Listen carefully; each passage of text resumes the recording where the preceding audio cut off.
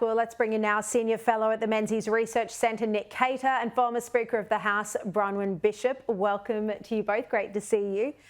Now, it looks like Anthony Albanese might have asked the WA Premier Roger Cook to bring forward the date of the WA state election. So Roger Cook has confirmed that he's had legal advice on whether he could change the March 8 date of the WA state election. Now, unlike the federal election, the state election date in WA is set well in advance. It was on March the 8th, and now he's looking to move it.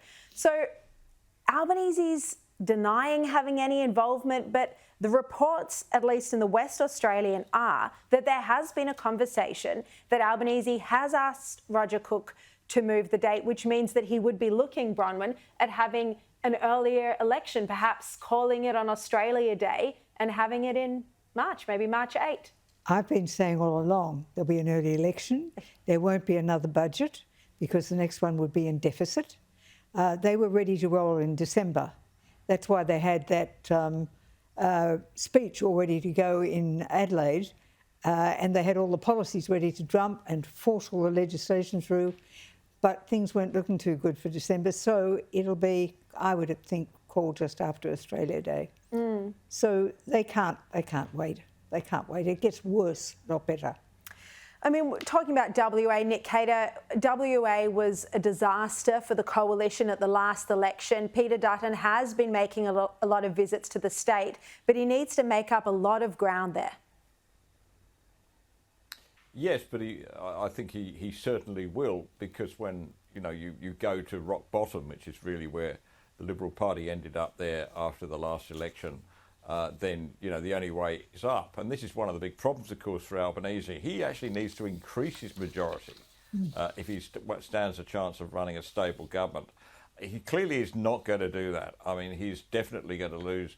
Every second-term government or attempt for a second-term government loses seats, right? That's just what happens. It's what's happened since, certainly since World War II. So he's going to lose seats. He'll lose seats in WA, I think. And so I can see why he's very sensitive about the WA election and why he would, it makes perfect sense that he would have approached the Premier and asked him if he could move the date of the state election. Yeah, and now he's being all sneaky about it, but the leaks are coming out of WA Labor, no question about that. Well, let's have a look at the US, because Donald Trump is announcing key appointments. They're coming thick and fast now.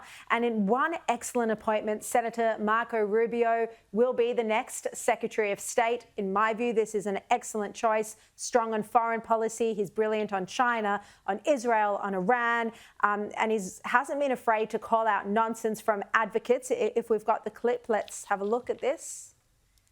Senator Rubio, will you call for a ceasefire? No, I will not. Gaza? On the contrary. Senator Rubio, are you filming it? Wait, I want you guys to get this. I want them to destroy every element of Hamas they can get their hands on. These people are vicious animals who did horrifying crimes.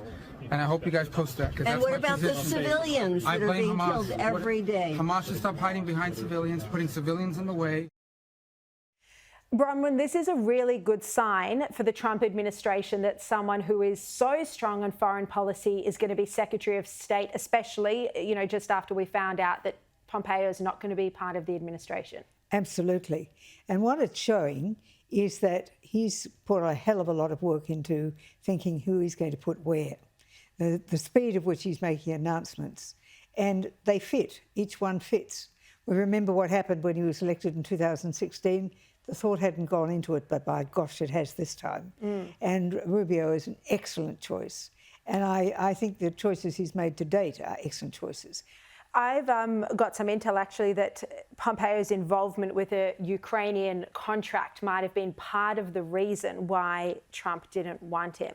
But another good appointment today, Nick Cater, Mike Waltz as National Security Advisor. Again, an excellent choice. What do you think? Well, that's what I hear. I hear the guy's got all the right credentials on this, and of course it's a crucial role at this stage. So, once again, I agree with Bronwyn. There seems to be some very sound appointments coming out of this. That clip of Marco Rubio you played, incidentally, that's his audition for the job, isn't it? Yes. Didn't he look good? A man of conviction on Israel. How important is that? 100%. I wish we had more of it here in Australia from our own government, but alas, we do not. Just on a lighter note, I don't know if you've seen this yet, but Trump's signature YMCA dance move has now gone viral. Have a look.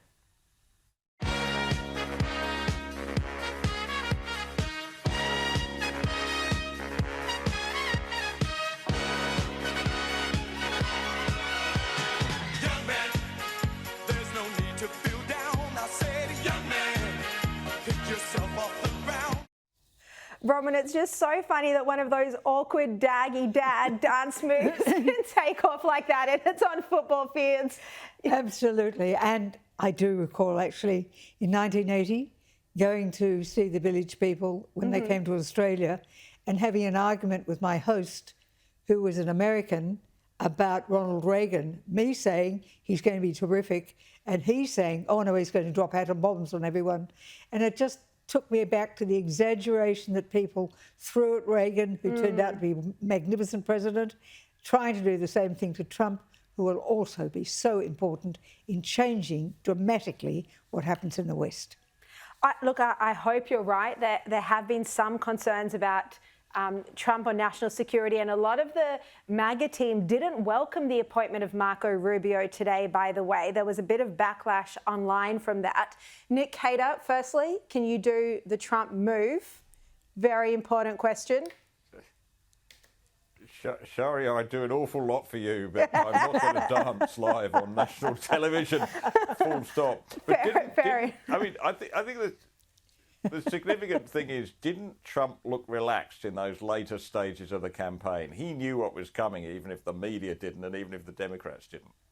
Well, but the hours he was doing, you know, Donald Trump left nothing on the field. He's especially in the final days. I mean, his rally was going past midnight on that last day of campaigning. So you know, he's not young. I wouldn't have had the energy to do that campaigning. There's absolutely no question about it.